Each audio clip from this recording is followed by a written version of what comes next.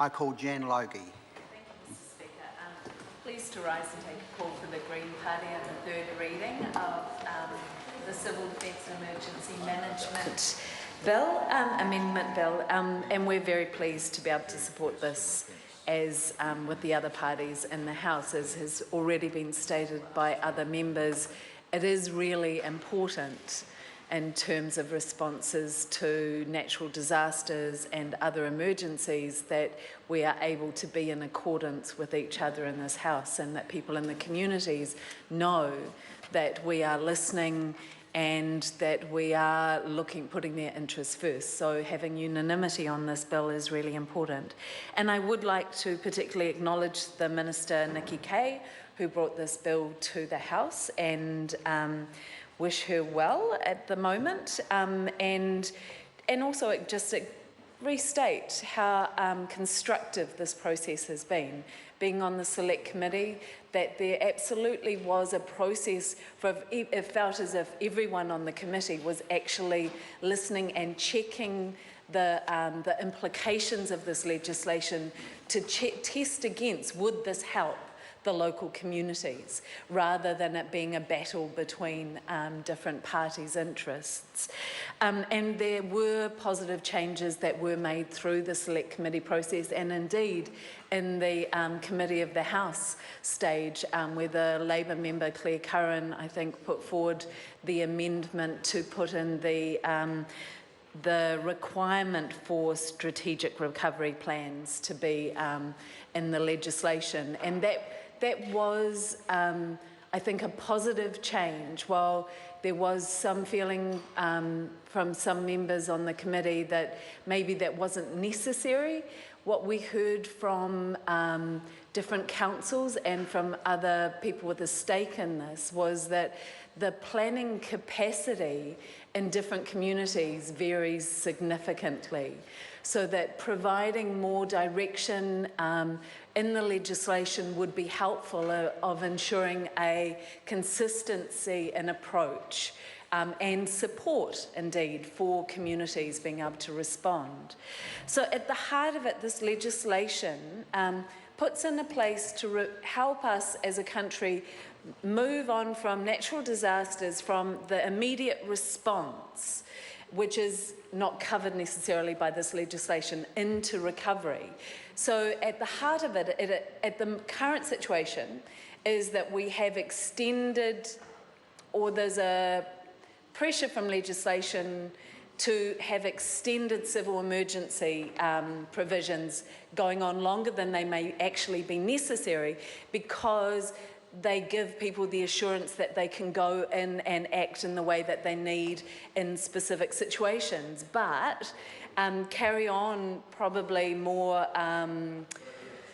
interventionist limitations beyond that. So this actually gets more specific, so that we can actually have the interventions where they're needed, not the blanket interventions. And I think that's really positive, because at the heart of our concern in this legislation was balancing the need for support from central government for a community that may be in shock, in a state of dealing with something they've never confronted before, and supporting and enabling communities to be able to come together and respond. Because we've seen this in Christchurch, we've seen it in Kapiti, we've seen it in Whanganui, we see it all around the country, that actually communities often come together and provide support for each other and know what's needed in a way that, if a response is centralised, will never happen.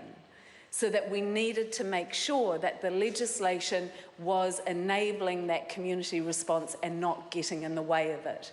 And we heard far too many stories from Christchurch in particular, that the response we had there at times was central of communities coming together, responding, looking after each other, doing what was needed, and then central government systems coming in with the best intention absolutely the best intention, but getting in the way and actually shutting down those community responses. And at the end of that, actually the actions that happened weren't necessarily what the communities needed, and the people ended up feeling disconnected and disempowered by the process. And that is not what we want in a recovery process, because the recovery process, at the heart of it, is the environment and the people working together. And so we are quietly confident that this legislation has got that balance right. But we did say, and I hope it's a sentiment shared by others in the House, that this is one of those things that we need to test how it works and be really willing to bring legislation back to the House if it isn't delivering in that way. If communities tell us that actually we didn't get that balance right, we need to make sure that we are carefully listening. And I do need to put this in context about how important this is, which I have done in every speech. And we can't talk about these small and medium-sized disasters, which are significantly flooding disasters in New Zealand, without talking about climate change.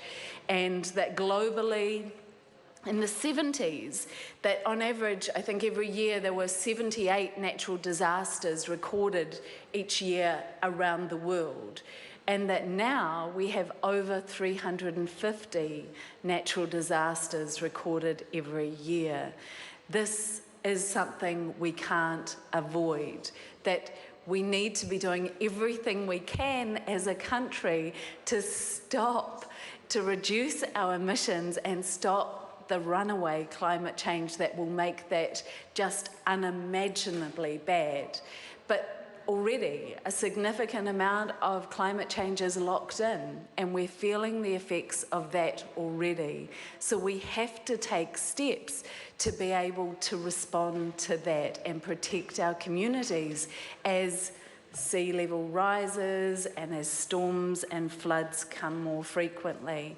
And we know that in New Zealand we're seeing that there's between $1.2 and $2 billion every year spent in cleaning up from these small and medium-sized natural disasters.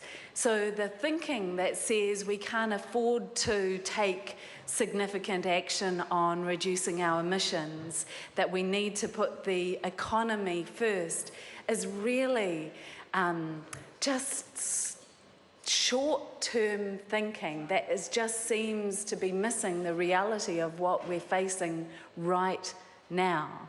That climate change is already impacting on communities and families and our national budget. We need to get serious about this and go beyond legislation that just helps us pick up the pieces. We need to urgently move on preventing worse disasters in the future. Thank you, Mr. Speaker.